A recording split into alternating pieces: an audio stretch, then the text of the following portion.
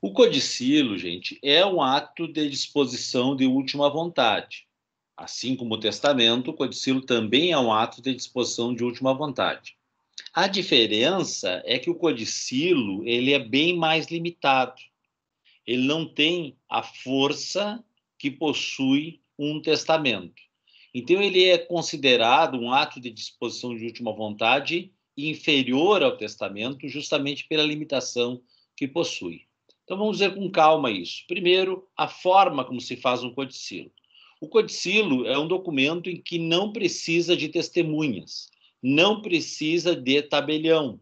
Só o próprio codicilador, ou autor do codicilo, é o único que precisa fazer o documento.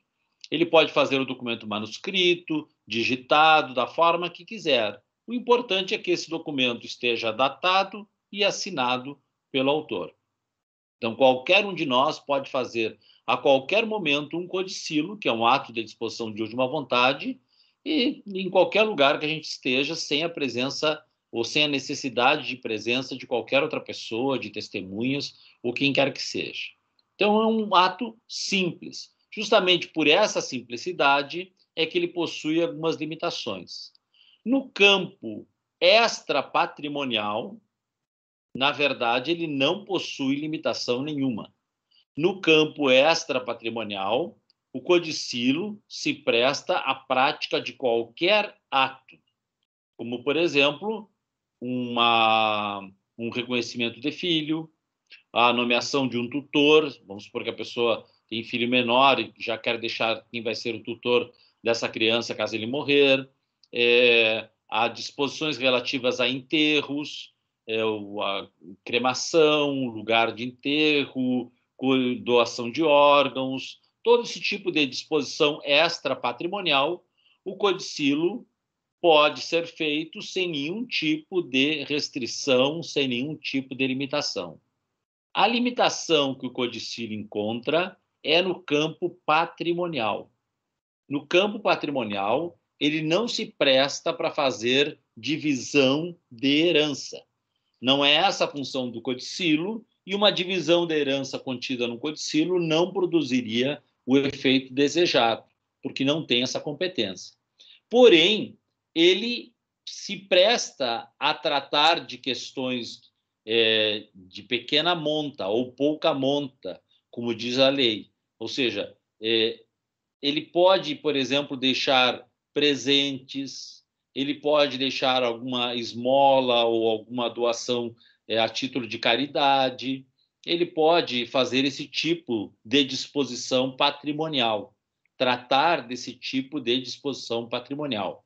Mas tem que ser disposições patrimoniais de pouco valor, um valor que não se tem um parâmetro objetivo para determinar, mas é pouco valor.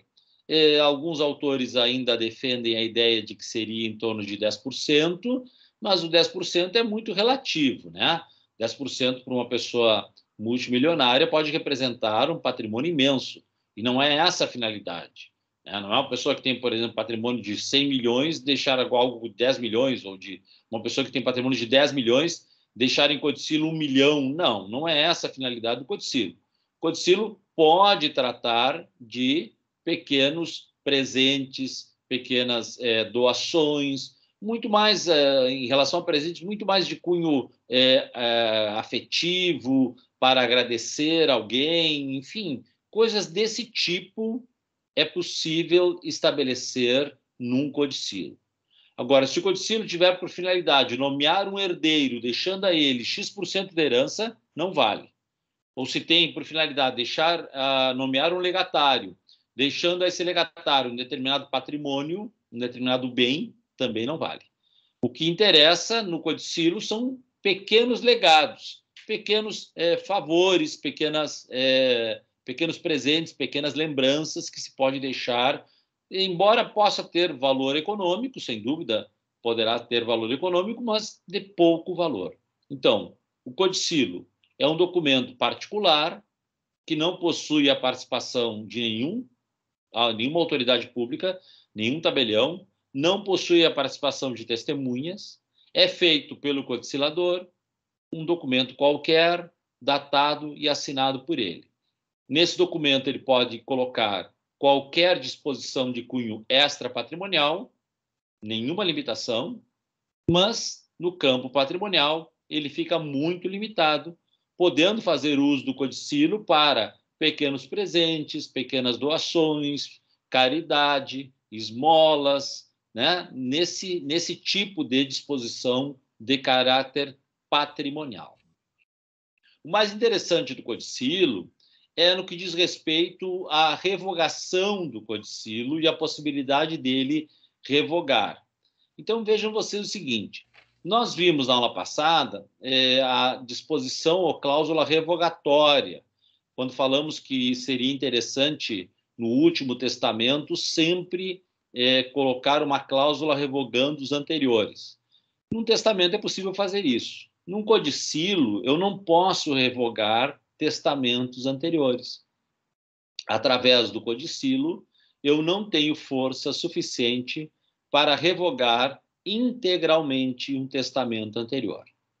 O que o codicilo pode fazer é alterar algumas disposições testamentárias anteriores através do codicilo. Então, se, por exemplo, no testamento anterior eu disse que queria ser enterrado em uma cidade, através do codicilo eu posso alterar essa minha vontade e dizer que eu quero agora ser enterrado em outra cidade. Se no testamento anterior eu disse que não queria nenhuma doação dos meus órgãos, por exemplo, agora eu posso fazer no codicilo, alterar aquela disposição testamentária anterior, dizendo que agora eu quero fazer a doação dos meus órgãos. Se uma determinada esmola ou caridade, enfim, algum auxílio pequeno que eu tenha deixado no testamento anterior, eu também posso, dentro dos limites do codicilo, alterar o testamento anterior e no codicilo estabelecer a forma como eu quero que aquele valor, ou aquela esmola, ou aquela caridade, aquele auxílio seja entregue. Então, eu não posso revogar um testamento anterior integral, mas posso alterar as disposições testamentárias anteriores dentro dos limites da competência do codicilo. Certo? Então, ele pode alterar a disposição, mas não pode revogar o testamento integralmente. Então, se eu faço primeiro um testamento e depois faço um codicilo, então esse codicilo pode até alterar aquele testamento anterior, mas não poderá revogá-lo integralmente. Agora, se eu faço um codicilo antes e um testamento depois, aqui vocês têm que tomar muito cuidado. Se eu faço um codicilo primeiro e depois eu faço um testamento, esse testamento posterior é obrigado a ratificar expressamente o codicilo anterior. Daí porque a importância da data no codicilo. A data do codicilo é um elemento importante exatamente porque se a pessoa fez um testamento também, eu tenho que determinar se esse codicilo foi antes ou depois daquele testamento. E se o testamento foi posterior, primeiro codicilo, depois testamento, aquele testamento tem que ratificar integralmente o codicilo anterior. Se o testamento não ratificar o codicilo anterior, ele estará automaticamente revogando o codicilo. Repetindo, se o testamento posterior não ratificar expressamente o codicilo anterior, ele estará revogando automaticamente aquele codicilo. Porque o legislador entende que se uma pessoa fez um testamento posterior, quer dizer, teve condições de fazer um testamento posterior, então ele tem que colocar no testamento todas as disposições de última vontade. Deixar o codicilo apenas para uma espécie de suplemento, de complemento. Mas se ele teve como fazer testamento depois do codicilo, então não tem razão de ser. Certo? Como que redige o codicilo? Pergunta o Vitor. Certo? Redigindo o codicilo como qualquer documento de disposição de última vontade. A gente começa dizendo assim, eu, fulano de tal, brasileiro, tal profissão, estado civil, CPF, RG, residente domiciliado à rua tal, venho através do presente documento estabelecer minha vontade para depois da minha morte, por exemplo. Um exemplo apenas, Vitor, de redação, né? Pode ser qualquer outro. Venho, através deste documento, estabelecer a minha vontade para depois da minha morte. 1. Quero ser enterrado na cidade mais linda do Rio Grande do Sul, que é Santana do Livramento, por exemplo. Certo? Quero que seja doado à Santa Casa R$ 1.000. Quero que sejam doados aos pobres da minha cidade, aos moradores de rua, mais R$ 1.000. Quero que seja isso. Então, vai colocando ali. E, no final, simplesmente coloca Porto Alegre, RS, 1º de outubro de 2021 e assina. Diga, Letícia.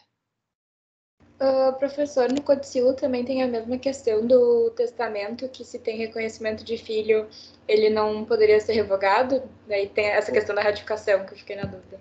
Correto. Veja, a disposição de reconhecimento de filho, que também pode ser feita no Codicilo, também é irrevogável.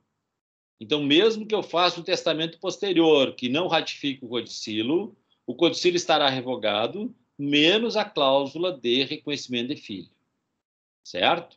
É a mesma coisa se eu faço 2 testamentos e o testamento posterior diz que revoga o anterior, revogará menos a cláusula de disposição de reconhecimento de filho. Essa disposição de reconhecimento de filho é irrevogável. E aí, então, ela não é atingida por nenhuma disposição revogatória, nem expressa e nem tácita. Expressa seria: revogo o testamento feito em tal data, ou revogo o codicilo feito em tal data. E tácita seria justamente essa, de que a pessoa faz um testamento posterior ao codicilo e não ratifica o codicilo.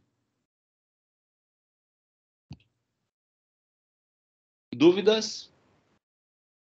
Não sei, Vitor, se tu queria saber a redação, mais ou menos, de como é que se faz, assim? Ou algum outro questionamento específico?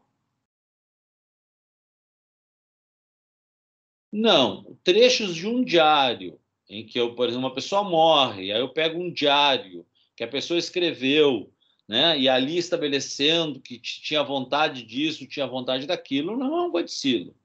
O codicilo é uma manifestação de vontade direcionada. A pessoa, quando está fazendo o codicilo, está fazendo um documento para ser utilizado após a sua morte. E isso tem que ficar claro no documento. Não são vontades encontradas em papéis sem querer dentro dos documentos do falecido. Então, qualquer documento, como um diário, uma poesia, ou alguma coisa que ele escreveu um dia, eu vou entender como disposição de última vontade. Não. O ato de disposição de última vontade tem que ser expresso nesse sentido. Só porque não tem tabelião ou não tem testemunhas, não quer dizer que ele não seja um ato solene. Ele é, embora muito simples, ele é um ato solene. A mesma coisa é o testamento particular. Também é um documento particular que tem a sua forma de ser. Ou seja, tem que deixar claro que eu estou fazendo um ato de última vontade. Certo? Nesse sentido também o codicilo. Se uma pessoa morre e são encontrados documentos na casa da pessoa, como diários ou anotações de vontades que ele gostaria, etc., não pode ser entendido como tal, se assim não foi escrito. Dúvidas? Sim, professor. Como é que a gente autentica um documento desses?